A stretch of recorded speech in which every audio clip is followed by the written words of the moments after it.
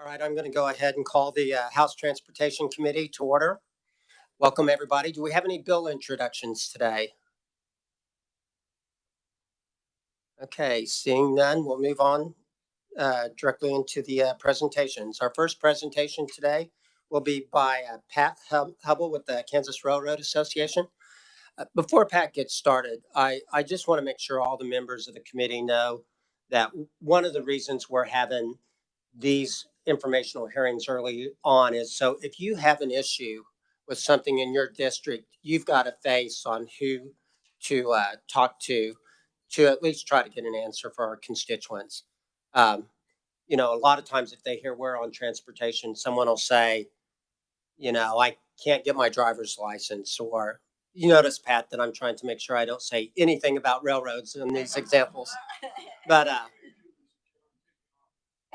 yeah, but I want to make sure everybody knows that that's the purpose of this. And for some of the veterans, I know this is the third or fourth or eighth time you've heard this, but that's what one of the things we're trying to do with these. So with that, Pat, go ahead and teach us everything you know about railroading that you can in a few minutes. There's two guys sitting behind me. I don't think I know anything. So uh, I did bring a couple of guests with me. Andy Williams with the BNSF Railroad and Ben Jones with the Union Pacific are here today too. Uh, they belong to the Kansas Railroad Association. We represent a couple of short line railroads also, plus the Kansas City Southern. I cannot see the screen, so I don't know what's up on the screen, but the first slide basically is we believe we are the backbone of the U.S. economy. I think we proved that the last several months when we were negotiating and trying to avoid a railroad strike. And we're embargoing some products, embargoing some trains to make sure that everybody would get the products that we ship while we were waiting to work out all of the collective bargaining and make sure everybody was still going to be at work. I've split this in a couple of parts, two parts. The first part is the type of railroads we have in the country, in the entire country, and the Class 1 railroads, which are the big railroads, is there's 7 of those. And they operate in 46 states. We have 630 short line railroads around the country. I don't want to age myself, but when I started lobbying for the railroads, we had 18 miles in Kansas. The Garden City Western was the only short line railroad in the state. And since then, we're up to, I'll show that in a later slide, but we're up to a little over 2,000 miles. So short lines are new and viable and something that we really knew in this country and also in the state of Kansas. We serve ports. Our railroads also operate in Mexico and Canada. And the next slide would be the kind of a Kansas railroad map. And I asked DOT for some up-to-date maps when their rail guy was getting ready to retire in November. And they said, sure, we'll get them to you. Well, I don't know where they got them, but they would cover that wall. And so I'm trying to get some smaller ones. But if anybody really needs a current railroad map, I will rent a pickup and bring them over here. But they are large maps, very detailed on all the agencies, where we operate. And I think you'd find it valuable. But again, and then we have company maps that we'd be more than happy to give you that show the entire United States and Canada and Mexico and where the railroads operate. Economic impact to Kansas. I think it's kind of important that you get a little more of an idea of what we have. We're 10th in the country in a number of employees. Our average wage and benefits, again, this has changed probably since November, close to $125,000 a year. Our community giving here in the state, around $615,000. And I want to talk about that at the end, if you'd allow me.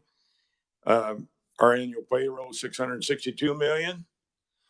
Our railroad retirees, we have many more retired railroad workers. So then we do active employees, 12,800.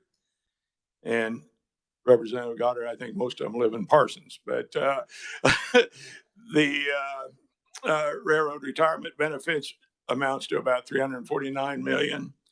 And our capital expenditures in the state, and this is a little bit of an older number, is 310 million. We have two major projects going on in Kansas right now of expansion and double tracking. And I'm sure as of this year, that's a much larger number.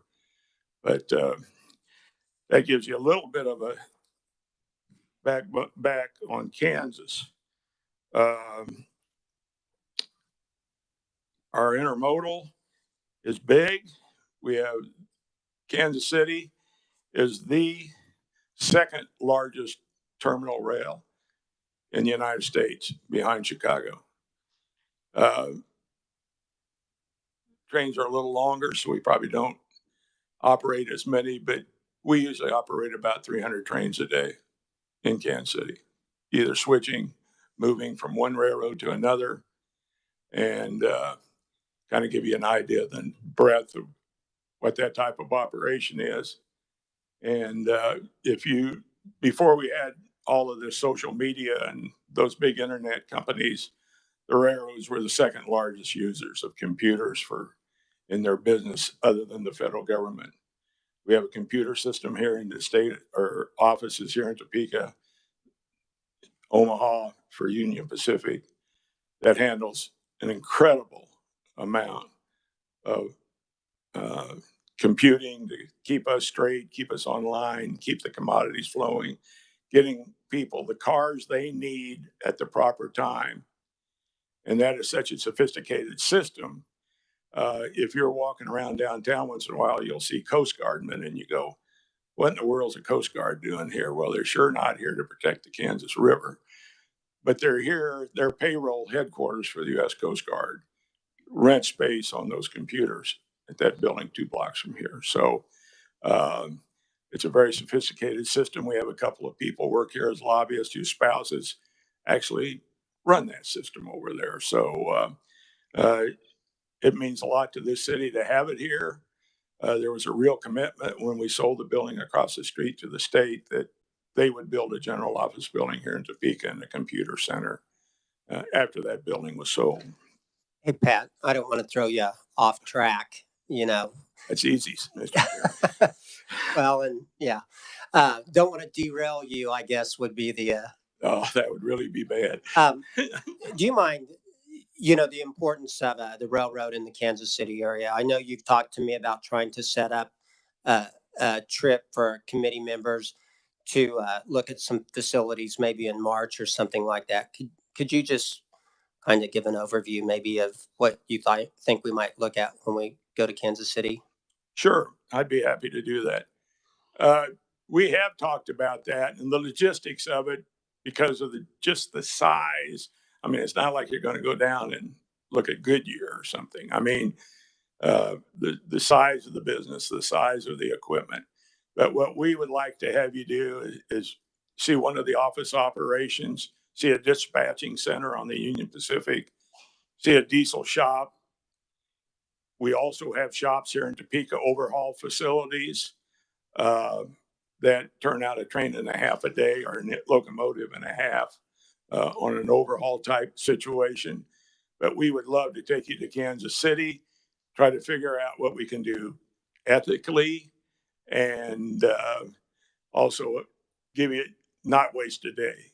I mean, do it in an afternoon and give you an opportunity. We've done this in the past of really kind of getting down on the ground and seeing what's going on. And, if time would allow, maybe we would flip-flop and go to the intermodal facility, you really need to see it too. It is absolutely incredible. It has outgrown its original site. They've annexed twice, 600 acres each time to add on to the site. 30% of the products coming out of that intermodal facility are agricultural. And we do grain in a can, 5,000 tons of margarine every week. There are a lot of products coming out of there. And so I don't know if it's enough of a sidebar, Mr. Chairman, or not, but we are interested in working with you and your committee and trying to find a date to do at least one or some part of that. Thank you. Yeah, you did throw me off track. No. U.S. freight railroads, just a couple of things. Our rail rates, we went through the Staggers Act. We went through bankruptcy of several railroads back in the 70s and the 80s. We started rebuilding the entire system. We ship now at about 41% less than what we were shipping in the early 80s, cost-wise per ton mile. And that is, I think, pretty substantial on a deregulated industry. We're not completely deregulated. We're under the Surface Transportation Board. The ICC, which was the oldest federal agency, was finally resolved in the 90s. And so I think that I've flipped all the way down to the Kansas railroads if you want to get that up there. It says Kansas Freight Railroads. One of the things that I wanted to emphasize that I didn't put in here, I don't know how many of you are on the tax committee. I try to avoid that committee as much as possible, but I know the chairman, I think, is on there, and some others. You'll be receiving sometime during the session a rendition from the Department of Revenue, which will show all the state assessed utilities in the state of Kansas. Well, actually, what it shows you is about the top 13, 14, 15 state assessed properties in the state. And to kind of give you a little bit of a perspective on what we pay in property tax, the largest state assessed utility is the electric utility, the big guy. And I know we don't like to say names and I won't expose them, but they are number one. Number two is the Union Pacific. And number three is the Burlington Northern Santa Fe. And we tap in at about 90 million a year. And in that rendition you'll also get every county in the state, and it will show the top three property tax that payers in those counties that are state assessed. Now, I point this out because there's a lot of things that go on when legislation passes. Several years ago, not 10 years ago, less than 10 years ago, we came to a situation where they wanted to build pipelines and we wanted to come across Kansas. Now, I will admit to you, Mr. Chairman, members of the committee, I went to parochial school, but I kind of figured out if you were going to come from Canada or North Dakota and you're going to Oklahoma and Texas, you're going to come across Kansas. I mean, you're not going to go to Missouri, you're not going to go to Colorado, but they ended up getting a 10-year property tax abatement. And that's our competition.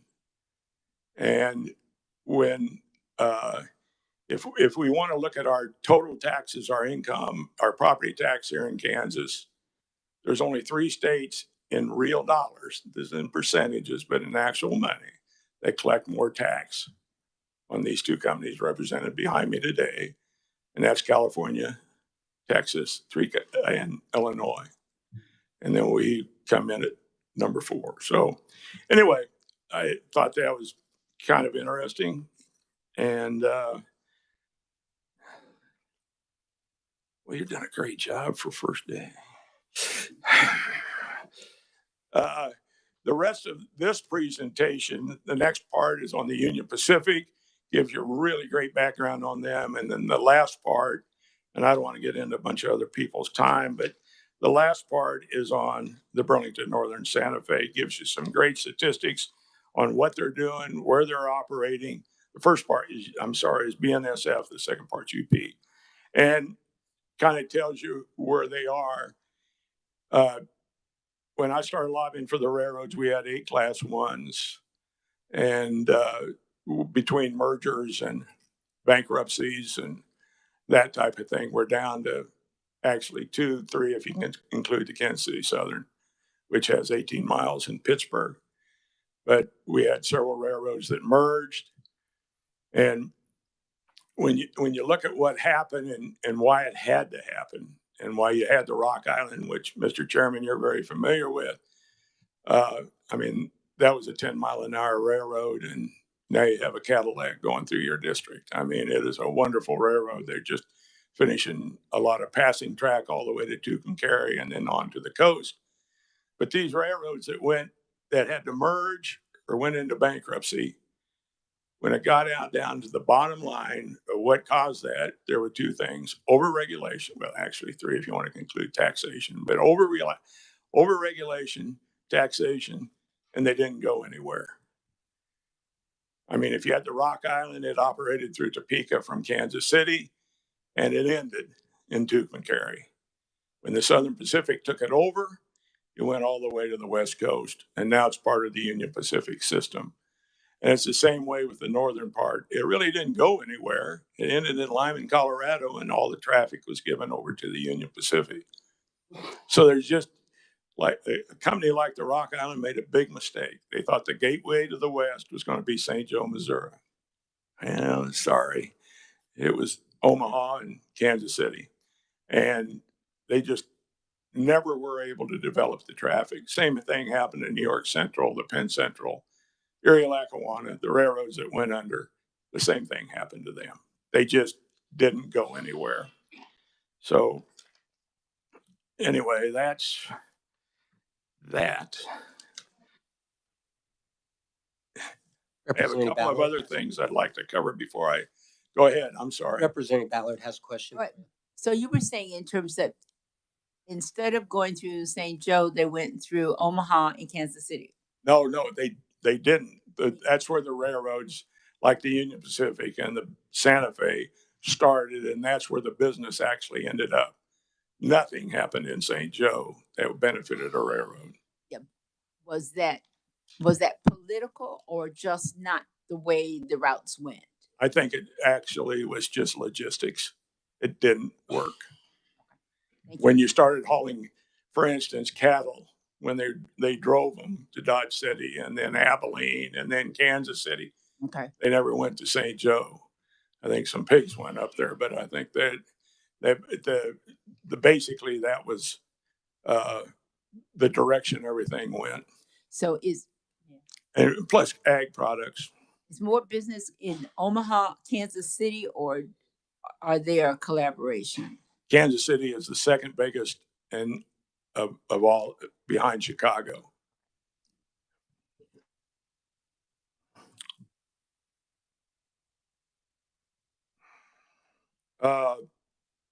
As far as regulation goes, we're no longer under the Corporation Commission. They don't set. We don't do any intrastate rates anymore. We closed 140 depots in 18 months. That made everybody happy out there in rural America.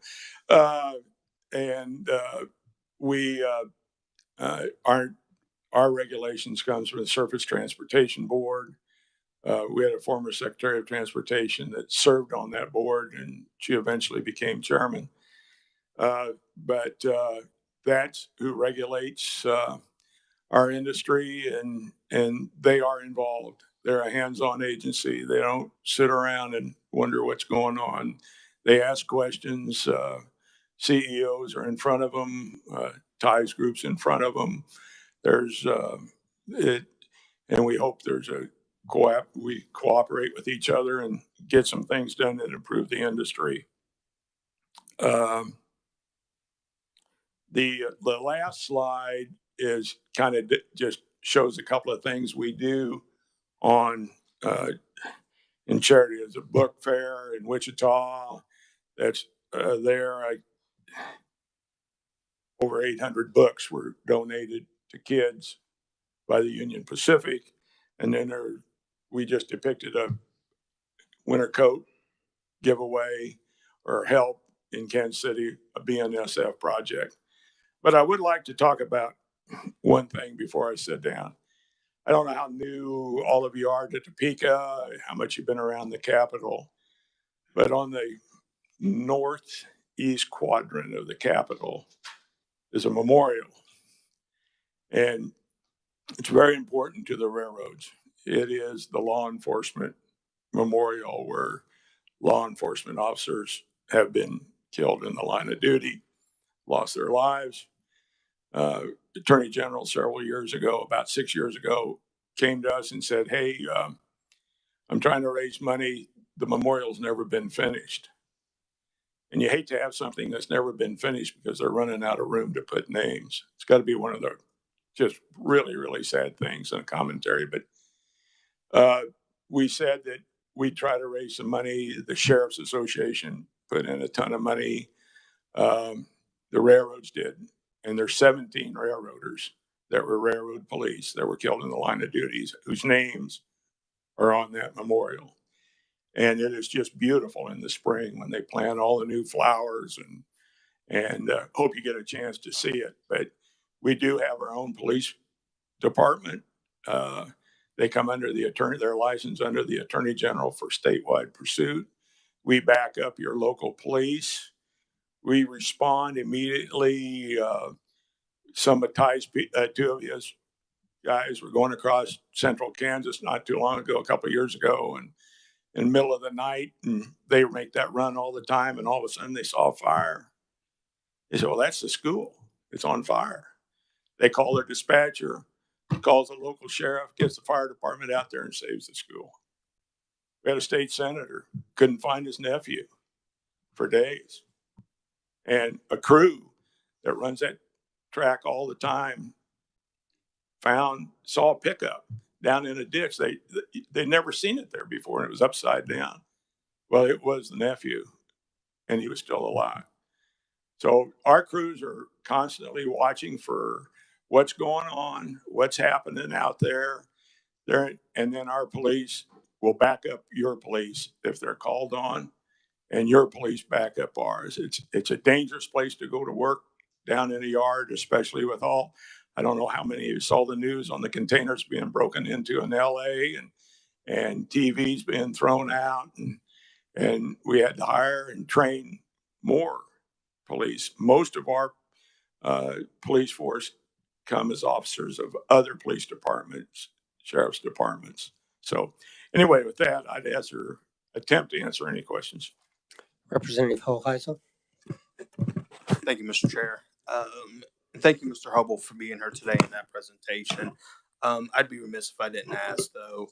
I represent Southwest Wichita. I have several lines that run through my district, and they are several of, I believe I don't know what the classification is, but I guess by a switch to where they're stopped blocking major intersections or major roads for, 15 minutes at a time.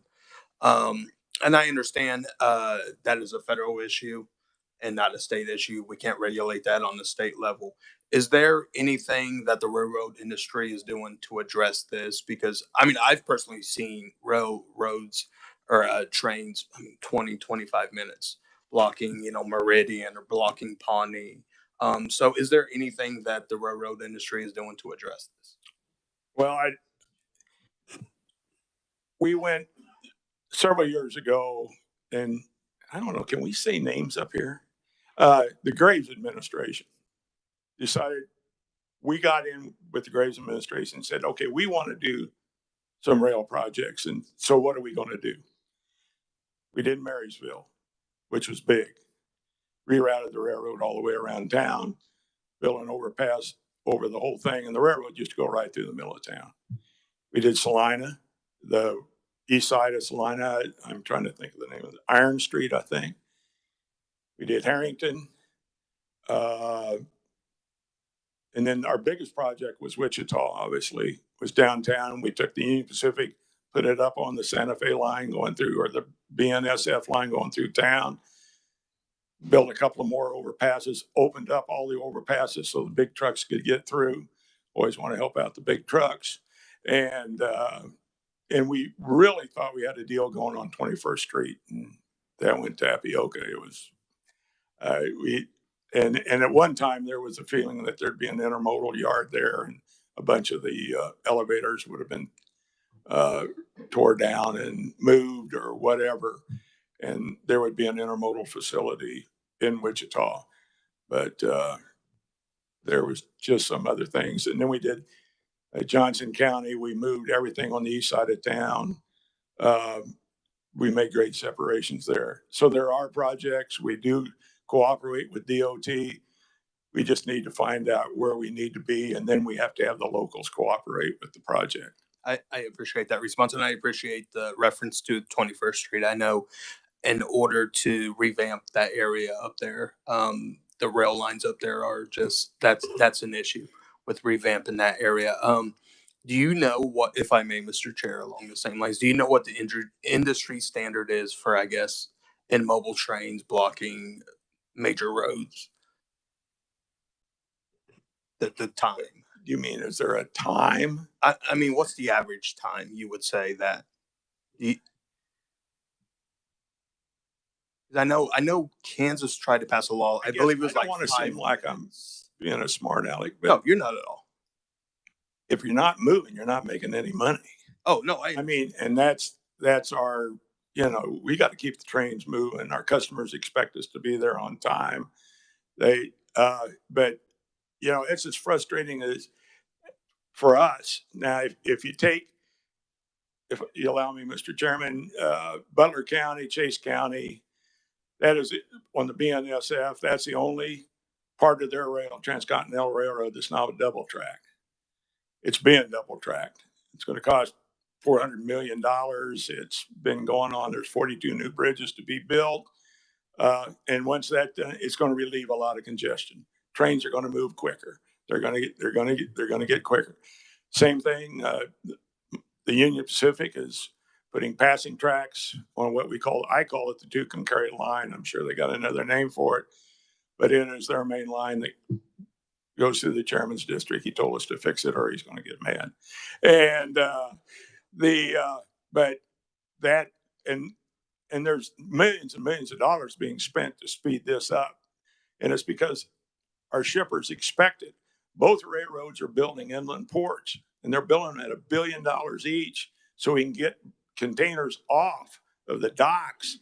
And we'll take those containers into Reno or Salt Lake City or wherever and then Barstow, they're building one there just to get them where we can load them and keep them moving instead of waiting for the trucks or people that the independent truckers or whoever has that contract to move them. So we're doing some things. It just, I tell people, like the line that goes through Newton, and you have problems there that has Amtrak. It's that old algebra problem. If a passenger train is going 70 miles an hour and you got 5 trains going 50 miles an hour, how do you fit that passenger train in there? Well, and we face that every day. I'm not too concerned with Newton though. You're not. That's their problem up there. No, I appreciate that response, and I do appreciate all the hard work that our railroads do.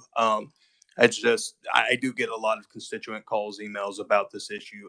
Very frustrated, understandably. And I didn't take your comment as smart, Alec, in any way. I guess I would just retort to that. While the trains aren't moving, they aren't making money. While the people that are on their way to work aren't moving because of the trains, they're not making money either. So I would just counter that. But I appreciate all the hard work you guys are doing and that you guys are being thoughtful with that. So thank you, sir. And, our employees are, they're not dilly-dallying around. They're trying to do the best they can do too, of switching cars, making the train move. And we have hours of service that we comply to and have to, and that presents problems from time to time also. And just to add to the conversation a little bit, I don't know, Jill, if you could help with the members of the committee, but the Surface Transportation Board, I think, has a place where constituents can talk about issues they're having with crossing blockages. Could you find what a link for that is and share it with members of the committee?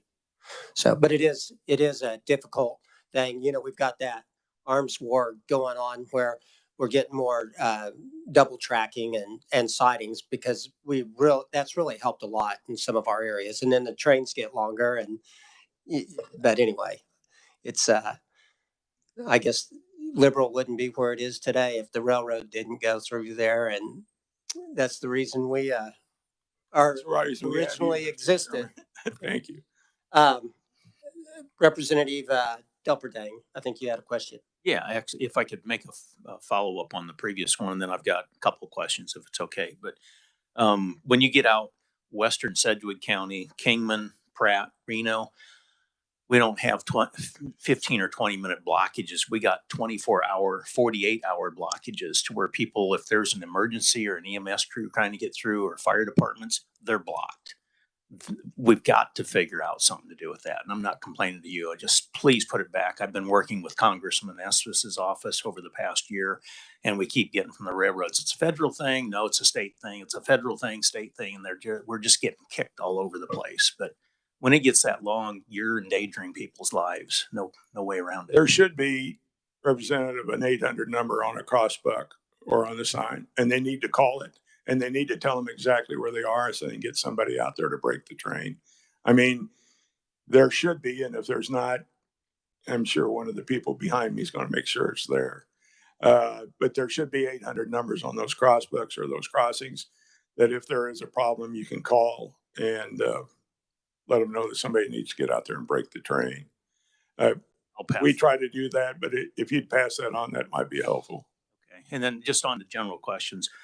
Several years ago, the telephone companies would leverage the right-of-ways for the railroads to bury fiber and so forth. Is that still happening today, or have they kind of moved out of there? Or if you're not sure, that's fine too. Well, again, I don't want to be flippant about it, but in one case where the Southern Pacific was the railroad, they also own the telephone company. They own Sprint.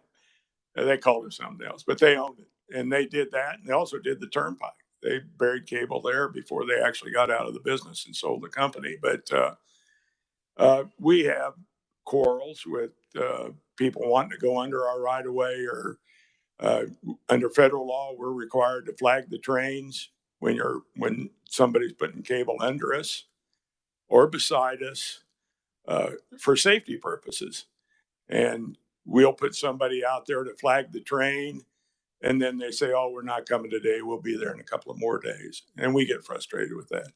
Understand that. So, but with that in mind, when the telcos did that, they started realizing just how many derailments there are. Now, this is on a national basis, but any insight to what we've had for derailments within the state of Kansas, say on an average annual basis, or is it just really a mute number?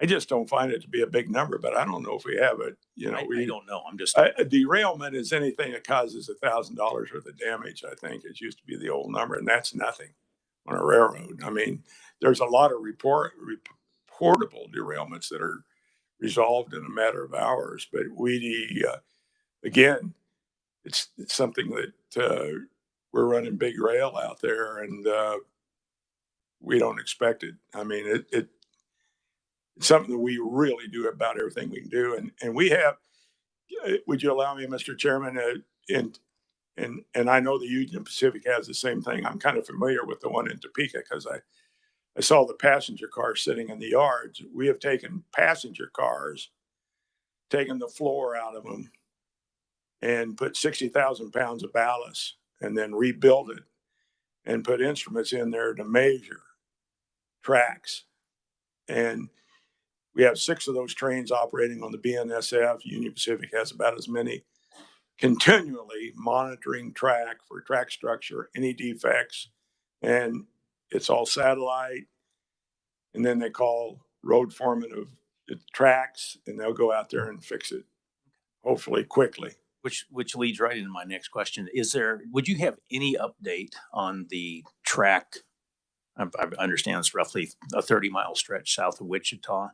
where it does not allow for passenger rail services, something with the track down there. And I just won't have a high speed. okay, I mean, but it's just are not, there any it's plans? not built for 79 mile an hour, passenger train. Okay, so there's not really any update on it or anything as far as, because there's talk of possibly replacing it out and so forth. Oh yeah, that's a big dollar. Okay, and then one more, if I may. Okay, this is kind of off the line, but you had briefly, I think, hit on some of the current electric rates. And any insight on how that affects BNSF or UP or some of the other companies in the state as far as the industrial rates on electric rates or anything that come into play with you guys at all? Because I thought I'd heard you mention something on that. Well, no, what I said was that the large utility is the largest property taxpayer the state assessed. Again, if you allow it, the intermodal facility, when that legislation was passed, it's all part of the record. It was $35 million to jumpstart the being Santa Fe's part of that. That was just a little bit of what it was going to cost, but to get it started. And they came up with a deal that the sales tax on the utilities would be used to pay off those bonds to jumpstart it. But that's really my only involvement that I know of with the utilities representative. If there's something else you have, just let me know. No, other than that, I appreciate you being here. That's all. Thank you, sir. Thank you. Representative Hobson. Thank you, Mr. Chairman, for your testimony. My question kind of falls in line with Representative Heisel with respect to the project on 21st Street in Wichita. I know many years ago, there was a deal to actually build an overpass there, but it actually fell apart. Is that still in the works in terms of, has it gone forever, or is it possibility that it could come back again to actually address some of the problems with respect to, the trains that are going through 21st Street? I think it goes back to the city to make that call of what they want. I mean, the first movement was about 50 million bucks to get and we were all ready to go on the second when we didn't call the shot, sir. If I can. Yeah. And the reason why I asked that question is because I know with the latest the infrastructure bill that passed through Congress, I mean, there's a lot of money been going to local governments, for infrastructure improvements. I didn't know if that's something that either the city of Wichita could bid for to get some money, or if the railroad have to bid for that to improve that area, I should say, because the wait time, like Representative Hoyle was talking about, is kind of, takes a long time for those trains to get through. So that's just my concern. I mean, I know. Yeah, and I think terrific idea, but I don't think it'd be well received if I came over and asked for it. But maybe if you got the city of Wichita to do it, it'd be a lot better deal, a lot more chance of something happening. Representative Milton. Thank you, Chairman. Thank you for your presentation. Good information. I was raised in a railroad family. My mother worked on the management side, my dad on the labor side. So we had a lot of interesting things go on at night on the table. But I wanted to mainly say thank you so much for supporting and helping with the law enforcement memorial. My brother-in-law was a captain that was killed in the line of duty, and he's memorialized at that memorial, and we greatly appreciate it. So thank you so much. Any other questions for Mr. Hubble? All right, thank you very much, Mr. Thank you, Hubble. Mr. Chairman, members of the committee. If you need anything, I'm in the building on a regular basis, unless we're going to do something on 21st Street. Thank you. And we heard Mr. Hubble refer to Ty a couple of times. We're lucky enough to have Ty Dragu in the audience. And Ty, come up and tell us what your official title is. I know enough to butcher it up, but Ty's also a resource on occasion, and we'll talk to you about railroads on occasion. Well, thank you, Mr. Chairman. I didn't expect that, but I do appreciate it. I'm sorry for the derailment there. We call that an off-track event. My name is Ty Dragu. I'm the State Legislative Director for Smart Transportation. We represent the employees. So we're the railroaders. We're the crew that Mr. Hubble pointing out the fire, saving the school. So, that's something we're very aware of. We take pride in what we do. We are a labor union. One of the things I do want to say, we want railroads to succeed. Everything that Mr. Hubble set up here, I completely agree with. When they make money, we make money. When we make money, we pay taxes. When we pay taxes, you all are up here trying to figure out what to do with it. So it's a great circle.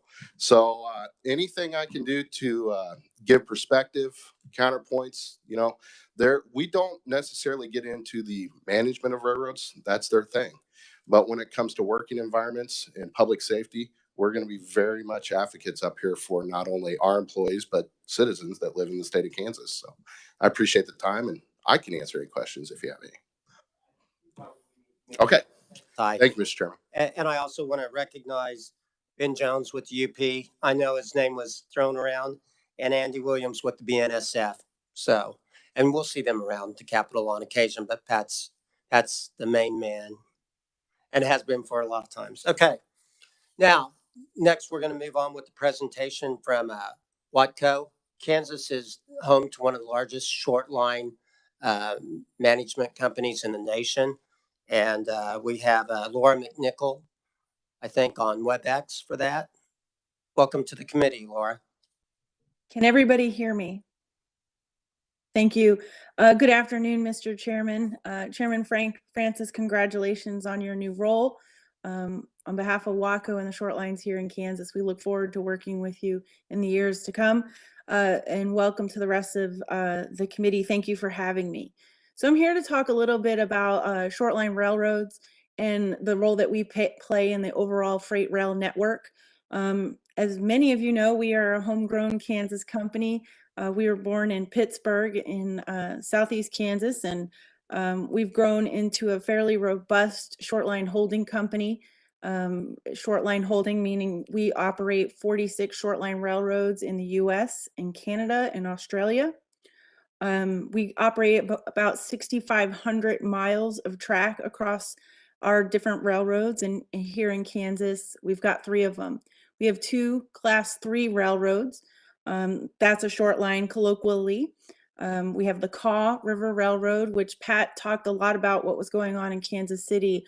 One of our jobs is to operate the Kansas City Terminal Railroad under the guise of the Kaw River Railroad. So we do all the local switching and serving of customers there while we help the Class 1s move freight back and forth through that gateway. And it is, Pat said, it is the second largest freight railroad gateway in the country. We've also got the Kansas and Oklahoma Railroad that operates in western Kansas. And then we have a Class 2 railroad, which is called a regional, but we kind of bunch Class 2s and 3s into short lines. And that is the South Kansas and Oklahoma Railroad, which makes up our very first short line railroad that we started in the 1980s. So, Pat did mention the Staggers Act. The Staggers Act changed how freight railroads are regulated, and I talk a little bit about this in my written testimony. But these new laws allowed the Class 1 railroads to shed lines that were low density or marginal traffic so they can focus on the long haul. Kansas did unfortunately suffer the loss of about 2,000 miles of track during that time. But in a good news story, they saw to it to give us the opportunity to operate these short line, these marginal tracks that turned into short lines, and operate small businesses that kept the communities that we serve connected to the national freight network. We think it's a win-win-win-win overall, if you will. It's a win for customers. It's a win for farmers and shippers in Kansas. It's a win for the Class 1s because we're still moving traffic to them and from them as first and last mile service. It's a win for the communities that we operate through, and it's a win for our company and our businesses, the short lines in Kansas, because we put a lot of roofs over a lot of heads, serving a lot of customers and having a very robust business opportunity with these short lines, and we credit the Class 1s to giving us the chance to do that. So I always call them our big brothers, and we're grateful they brought us to the dance. In Kansas, we hauled about 28% of all Kansas wheat last year on our K&O Railroad in Western Kansas, and then our South Kansas and Oklahoma Railroad, the Skull. We do have challenges as short line railroads. You know, when we bought these lines, these low density marginal lines, they suffered from years of what our industry calls deferred maintenance. And it takes quite a bit of time to claw our way out of that.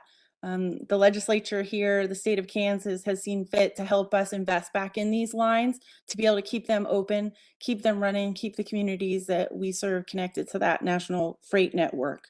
In a bit of good news story, we have tried to leverage federal dollars here in the state of Kansas, ones that are available through the large infrastructure program.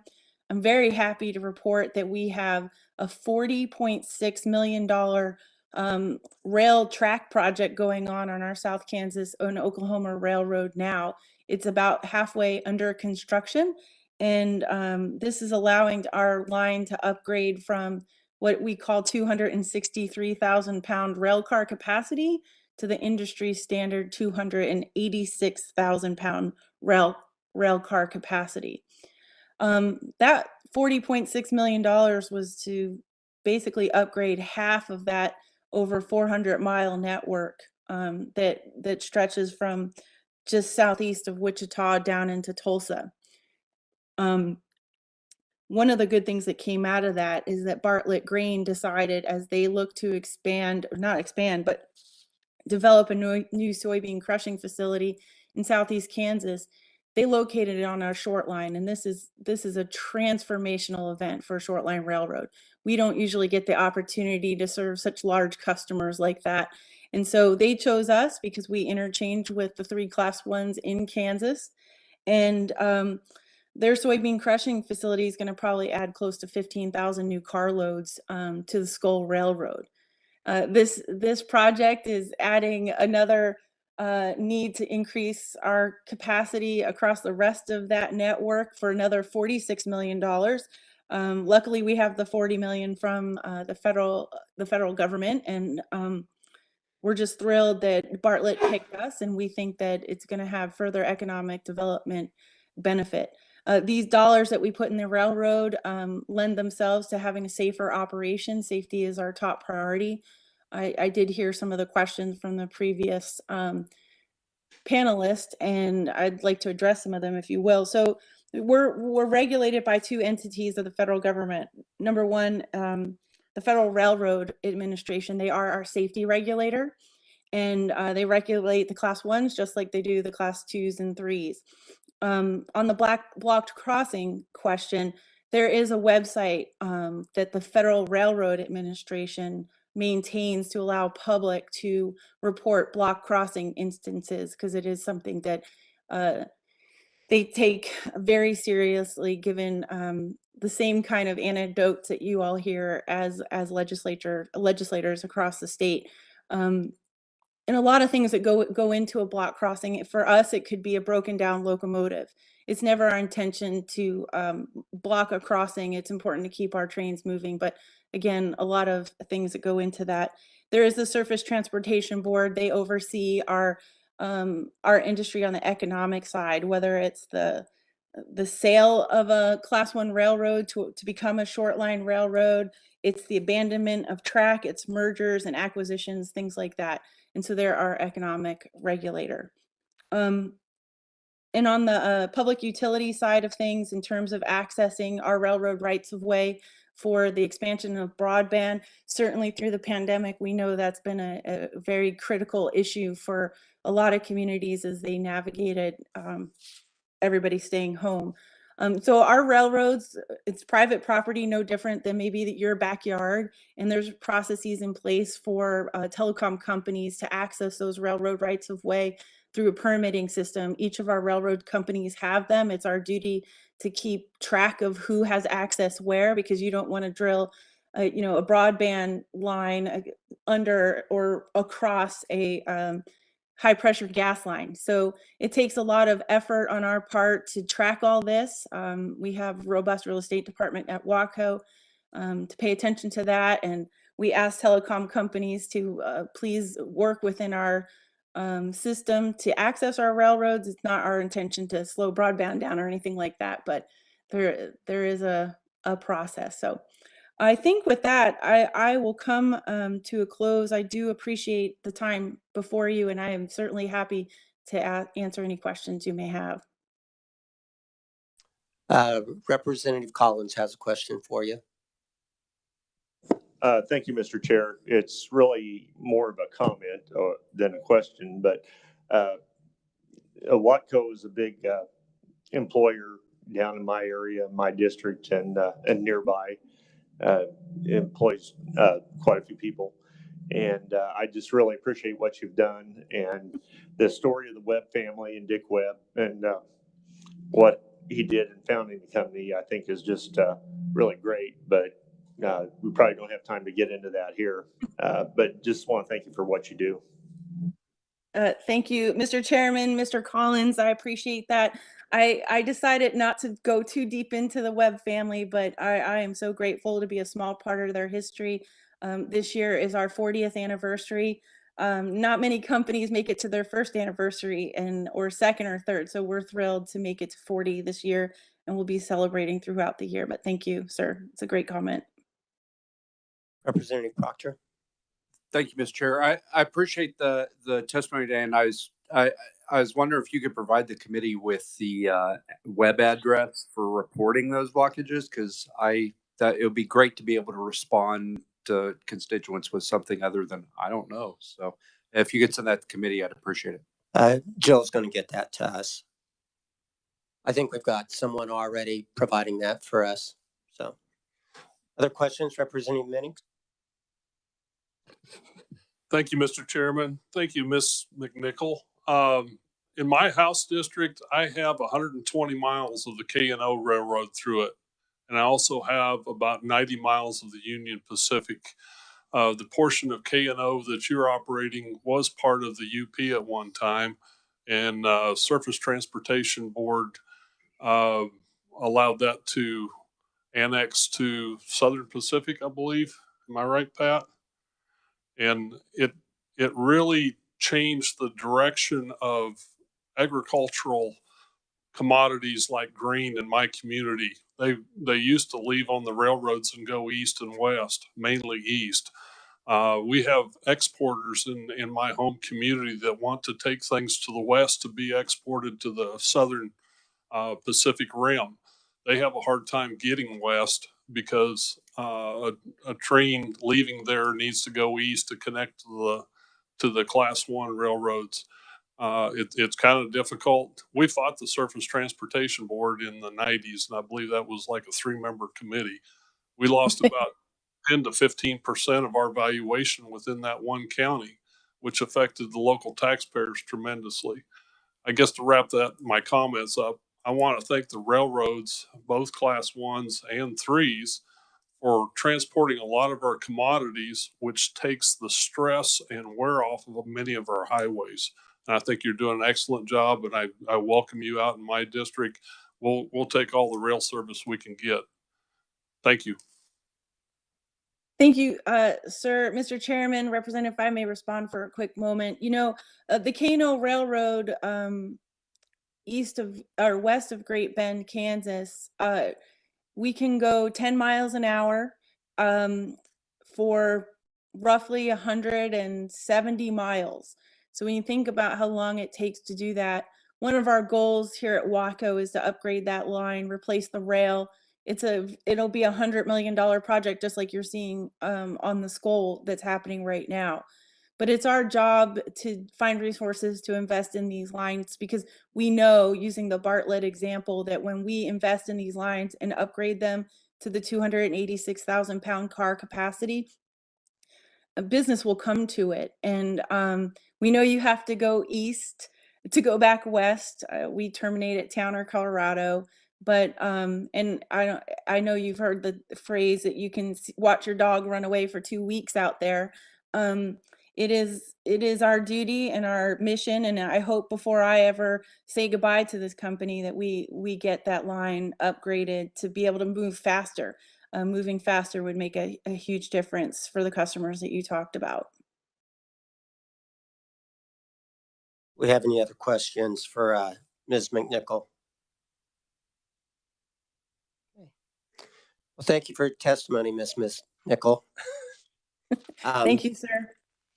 Yeah. One of the other things I wanted to point out, Riley Scott is in the audience. He's the man on the ground. He represents Watco and maybe some of the other short lines in addition to Pat Hubble. So if you have some questions about short lines, feel free to reach out to them. With that, that's going to conclude our Railroad 101, everyone. Next week, Thursday, we will be having the Kansas Turnpike Authority and the Department of Transportation. Maybe we could open the conversation up with the Department of Transportation about a way to fund overpasses in some of the areas where we've had some of these issues. You know, we're all a team here, and it's the Transportation Committee, not just the Highway Committee. So, one thing, Ms. McNichol, are you still on the line?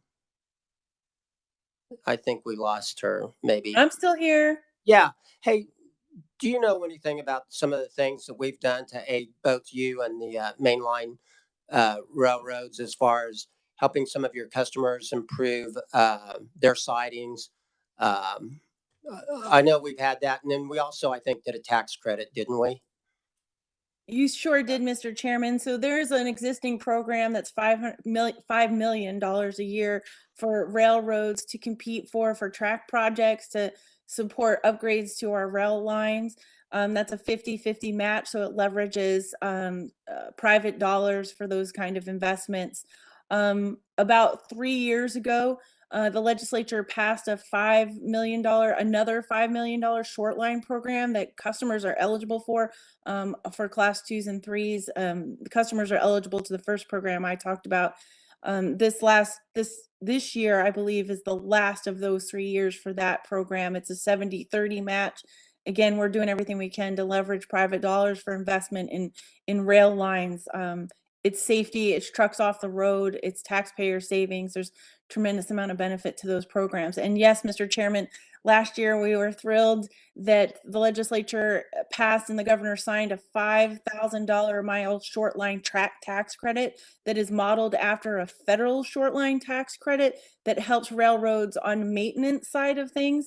And, you know, for us to build a brand new, say, 7,500 foot passing siding would cost $3 million.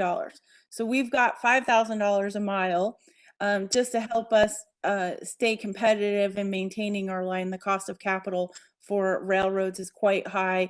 I know you all have heard of inflation, and the cost of materials has skyrocketed for us, particularly in the last few years. And so that tax credit goes a very, very long way in helping us keep these lines open and safe and running as efficiently as possible. Okay, thank you very much for that. Oh, and Jill has that access to share with your constituents if there's a rail crossing. Jill, do you want to share that? Certainly, Mr. Chairman. The website is fra.dot.gov/blocked crossings. It will initially ask you for your location, which brings up a map where you can report the exact crossing where the blockage is occurring, and it will ask you certainly again. And I believe Jennifer will email that to you as well. Yeah, and Jennifer will email everybody with that so that they have it. I know I've used it quite a few times. We have a small community near me that has that issue where it gets blocked for long periods of time. Anyway, so no meeting tomorrow. Thursday, we will have, we're going to have, did you say something? Did I miss something? Turnpike Association or Turnpike Authority, and we'll also have Department of Transportation. So if there's nothing further for the committee, we're adjourned. Thank you.